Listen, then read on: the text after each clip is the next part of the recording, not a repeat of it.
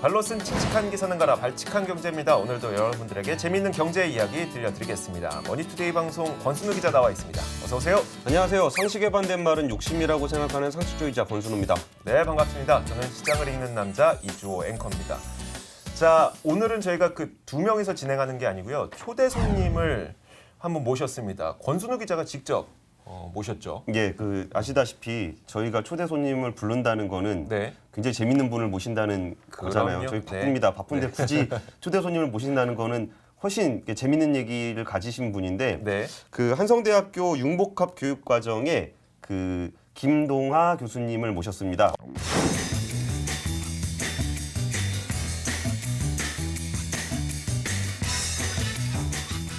김동하 교수님 반갑습니다. 네, 반갑습니다. 네, 저 혹시 그 본인을 딱 어필할 수 있는 자기소개 같은 거 이런 데 나오실 때 꼭 준비하셔야 돼요. 준비하셨어요? 이 속아서 왔기 때문에 제가 녹음만 하는 줄 알고 네. 소개를 준비를 못했습니다. 아, 일단 비디오가 금성무 아닙니까? 아이, 금성무. 그러니까 눈이 굉장히 욕 먹습니다. 자, 근데 제가 보니까요. 융복합 교육과정도 있고 창업지원센터장도 하시고 리틀빅 피처스라는 영화 그 배급사의 사회이사도 하고 계시고 네네네. 그러니까 그러면 오늘 도대체 이분을 모신 게 4차 산업혁명을 맞아서 융복합에 대한 이야기를 할 건지 창업 벤처기업 생태계에 대한 이야기를 할 건지 영화에 대한 이야기를 하기 위해서 모신 건지. 그러니까 제가 왜 모셨는지에 네. 대해서 한번 설명을 드릴게요. 그리고서 이제 앞으로 우리는 강의만 들으면 되니까. 네, 교수님한테. 그러니까요. 네. 제가 교수님 만나가지고 이제 얘기했을 때 이제 이런저런 일을 하셨을 때 궁금했던 게 영화 만들 때 보면은 네. 제일 먼저 나오는 게 뭔지 아세요? 영화 첫 장면에 예, 예. 그 뭐 뉴 투자예요, 투자. 쇼박스. 그러니까 이게 올라갈 때 투자가 제일 먼저 나와요. 네. 그 얘기가 저는 어떻게 해석을 했냐면은 제일 먼저 나온다는 건 제일 중요한 사람이라는 거잖아요. 그럼요. 영화를 만드는 네네. 사람들 입장에서. 근데 네. 투자사가 제일 먼저 나온다는 얘기는 돈이 제일 중요하구나.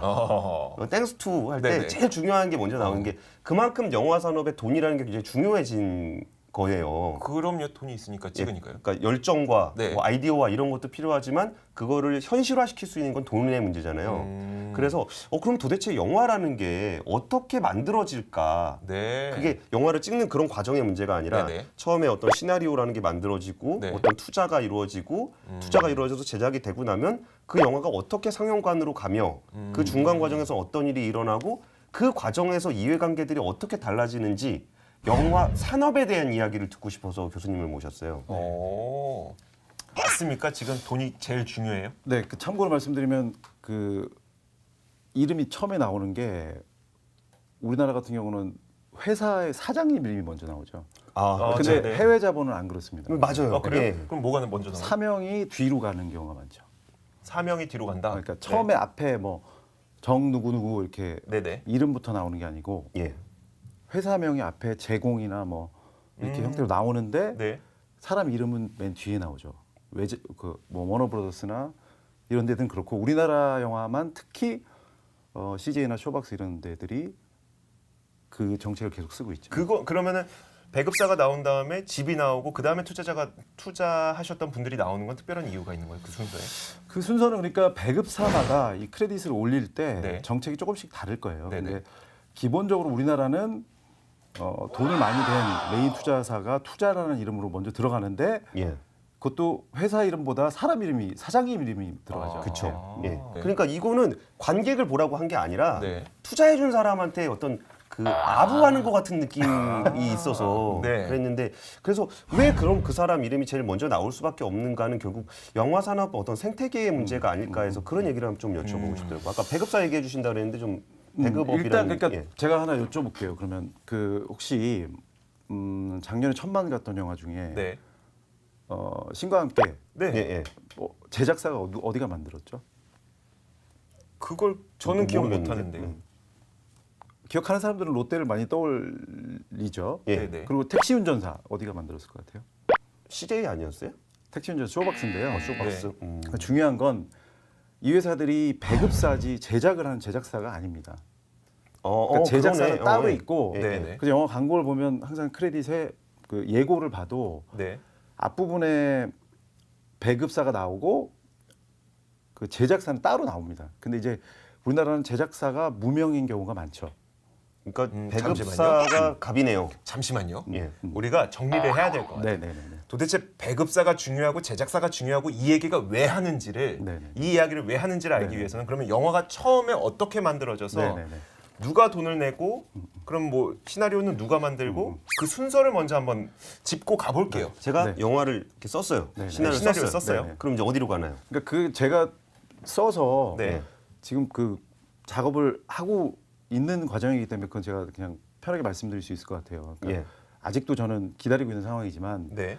저는 명동이라는 작품을 썼어요. 네. 그리고 퍼블리시를 일단 만화로. 했고, 네. 네.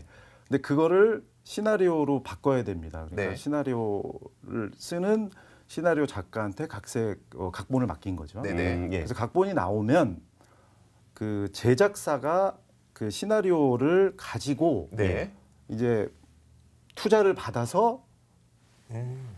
배우를 섭외하고 감독을 섭외하고 이렇게 해서 영화가 만들어집니다. 그러면 아. 시나리오를 가지고 제작사로 제작사로 가면 가는 거네. 제작사가 그 시나리오를 바탕으로 펀딩을 받고 그 펀딩한 그렇죠. 돈으로 이제 돈을 또 모으고. 섭외를 해가지고 이제 제작을 하게 되는. 그렇죠. 일단 그러니까 제작사가 IP, 그 지적재산권하고 시나리오를 가지고 있고 네. 이 제작사가 영화를 만들기 위해서는 돈이 필요하기 때문에 네네. 예. 뭐 직접 투자를 유치해서 하기도 하는데 예.